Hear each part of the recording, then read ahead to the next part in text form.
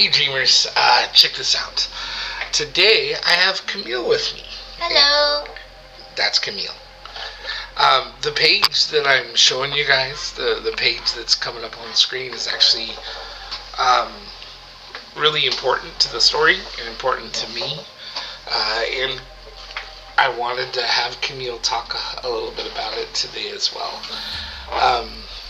I thought it'd be kind of fun to maybe have Camille tell us how she found Patches.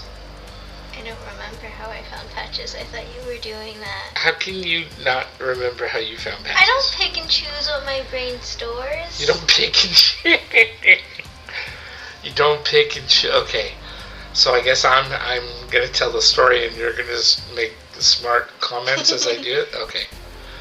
All right. Well, let's try that then. So Camille found Patches this way.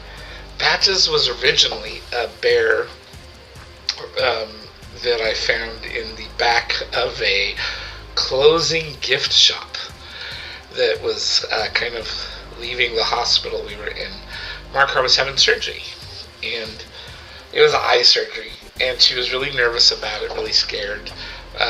Her mom doesn't do well with medical stuff, and I bought her, and Marcar clung to him when she got out of surgery, and took it to her sister's where she kept recovering. And when she was done recovering, she set this bear. By the way, he really does have patches on him and scars and all kinds of stuff. And she set him on a shelf in the den of her sister's house. That was actually 1, 2, 3, 4. That was 4 years before Camille was born. And Camille, you found him. You were about 2.5, maybe 3 years old when you went into your tita's den, and you remember that radio, that shelf with all the stereo equipment? Yeah, all the buttons. All the buttons, yes. Where you'd get in trouble for going in there and messing around with their stereo.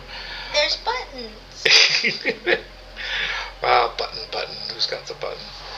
But he was sitting up on that shelf one day, and I don't know how you got him down. To be clear, you were half the height where he was on the shelf. It just, one day you went in there, and a few minutes later you came out and were dragging this teddy bear around, and decided that it was your teddy bear. You said something earlier though that you don't have a memory of Patches, therefore he's always been there? He's always been there. So when you think about where Patches was before, there's nothing from before, it's just Patches is there. Yeah, pretty much. Okay, gotcha. Also, I would like to point out you forgot that he was very lonely and sad on the gift shop. Well, it's because he was waiting. He was the last bear, actually. He was the only bear in the shop. He was waiting for the right person. And yeah, and all that part's actually very true. I'm not making any of that up. He really was the last bear on the shelf of a closing gift shop in a hospital, and then waited for you for 4 years before you were born, and then 2.5 years after you were born, so that you were big enough to actually reach the shelf he was sitting on. Mm-hmm. And since then, he's been dragged to your cousin's house. He's been taken to show and tell. Yes, when you were in kindergarten. You don't remember that? Awesome, I'm telling stories you don't remember.